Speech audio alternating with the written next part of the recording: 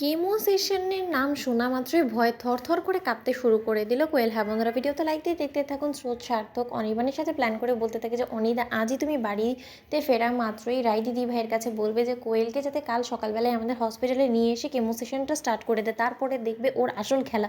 ওদিকে এই কথা বলা মাত্র অনির্বাণ যখন স্রোত সার্থকের প্ল্যান অনুযায়ী এগোতে থাকে, ঠিক সেই মুহূর্তে অনির্বাণ বাড়ি ফেরা মাত্রই রাইকে বলতে থাকে যে রাই, কোয়েলকে এক্ষুনি ডাকো, আমার কোয়েলের সাথে কিছু কথা আছে। তখন কোয়েলকে ডাকা মাত্রই অনির্বাণ বলতে থাকে যে কোয়েল, কাল সকালবেলায় তুমি তৈরি হয়ে থাকবে, আমরা ব্রেকফাস্ট করেই বাড়ি থেকে বেরিয়ে যাব তোমাকে কেমো সেশন দেওয়ার জন্য। কারণ আমি অনেক রিসার্চের পর এটা জানতে পেরেছি, আর এটা তো কমন জিনিস যে যারা কিনা লাস্টে যে পৌঁছে যায় ক্যান্সারে, বাধ্যতামূলকভাবে কেমো সেশন স্টার্ট করতে হয়। আর যত তাড়াতাড়ি এই কেমো সেশনটা তোমার স্টার্ট হবে ততই তোমার ইমপ্রুভমেন্ট হবে, নয়তো বা আরও বেশি তুমি দুর্বল হয়ে যেতে পারো। ওদিকে এই কথা বললাম, একটু রাই বলতে থাকে যে এই কথাটা তো আমার মাথা থেকে বেরিয়েই গিয়েছে অনির্বাণ, ভাগ্যিস তুমি রিসার্চ করে বের করতে পেরেছো। ওদিকে কথা বললাম, একটু অনির্বাণ বলতে থাকে যে না রাই, এখানে একটু কারেকশন হবে। আমাকে স্রোত এবং সার্থক বলেছে যে কোয়েলকে সুস্থ করার জন্য একটি মাত্র উপায় অবশিষ্ট আছে, আর কোয়েল, আমরা কোনো রকম কোনো রিস্ক নিতে চাই না।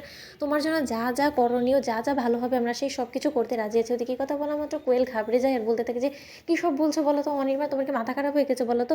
আমি তো এখন সুস্থ আছি, ওষুধ খেয়ে তো আমি যথেষ্ট পরিমাণে রিকভার করে গিয়েছি, এখন তো আমার কোনো রকম কোনো প্রবলেম হচ্ছে না। তাহলে এখন আমি শুধু শুধু কেমো সেশন কেন স্টার্ট করতে যাবো বলো তো? আর ডাক্তার তো আমাকে বলেওনি, মানে আমি যার কাছে দেখাই। তখন এই কথা বললাম, অনির্বাণ বলতে থাকি যে দেখো, আমার কেন জানি না মনে হচ্ছে কোয়েল, যে ডাক্তারটাকে তুমি দেখাচ্ছ সেই ডাক্তার হয়তো বা এই বিষয়ে খুব একটা এক্সপিরিয়েন্সড না, তার জন্যই হয়তো এখনও পর্যন্ত তোমাকে কেমো সেশনের জন্য সাজেস্ট করেনি। আমার মনে হচ্ছে যে স্রোত সার্থকের হসপিটালে যথেষ্ট পরিমাণে ক্যান্সার স্পেশালাইজড ডক্টর আছে, তারা তোমাকে বেস্ট ট্রিটমেন্ট দিবে, আর তার জন্যই তোমাকে কালকে থেকে কেমো সেশনে যেতে হবে। ওদিকে এই কথা বলা মাত্র কোয়েল ঘরে দৌড়ে গিয়ে নীলুকে ফোন করে বলতে থাকে যে নীলু, তুমি তো এই ক্যান্সারের নামক এই রোগটার কথা বলে সকলের কাছে উল্টো আমাকেই ফাঁসিয়ে দিলে। তুমি জানো কালকে অনির্বাণ আমাকে কেমো সেশনের জন্য নিয়ে যাবে, তখন যদি সুস্থ সবল মানুষের মধ্যে কেমো সেশন করা শুরু করে দেয়, তাহলে তো আমি সুস্থ থাকা অবস্থায় অসুস্থ হয়ে পড়বো। তখন কি হবে বলো তো?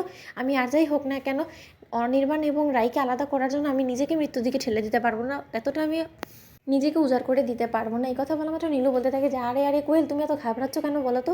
কাল আগে তুমি যাও, সেখানে পরিস্থিতিটা বোঝার চেষ্টা করো, তারপরে যাওয়ার হবে। তখন কোয়েল বলতে থাকে যে তোমার কি ঠাট্টা তামসা মনে হচ্ছে বলো তো? কালকে অনির্বাণ আমাকে স্রোত সার্থকের হসপিটালে নিয়ে যাবে, তাহলে নিশ্চয়ই তুমি বুঝতে পারছো সেই হসপিটালে গিয়ে আমার আর বাঁচার কোনো রকম কোনো উপায় থাকবে না। তখন তো আমাকে না পারতে গিয়ে ওদের কথা শুনে আমাকে সেই কেমো সেশনটা স্টার্ট করে দিতে হবে, আর কেমো সেশন একবার স্টার্ট হয়ে যাওয়া মানেই তো আমাকে ক্যান্সারের ট্রিটমেন্টে ঢুকিয়ে দিবে। তখন আমি কী করে সেখান থেকে উদ্ধার হবো বলো তো? তখন তো তুমি আমার পাশে থাকবে না, তুমি তো একটা মন গড়া কাহিনী বলে আমাকে উল্টো বিপদে ফেলে দিলে। ওদিকে কথা বলা মাত্র আড়ালে দাঁড়িয়ে অনির্বাণ ওদের সকল কথোপকথন রেকর্ড করে ফেলার বলতে থাকে যে এবার বাজেভাবে তুমি ফেসে গিয়েছো কোয়েল, রাইকে ফাঁসাতে গিয়ে উল্টো তুমি এমনভাবে বিপর্যস্ত হয়ে গিয়েছো, যার ফলে কিনা তোমাকে দেখে যে কেউ এখন বলে দিতে পারবে যে তুমি সম্পূর্ণরূপে সুস্থ, কিন্তু তা সত্ত্বেও তোমাকে এখন অসুস্থ হতে হবে ইচ্ছাকৃতভাবে। তোমাদের ভিডিওটা ভালো লাগলে লাইক, সাবস্ক্রাইব করতে ভুলো না।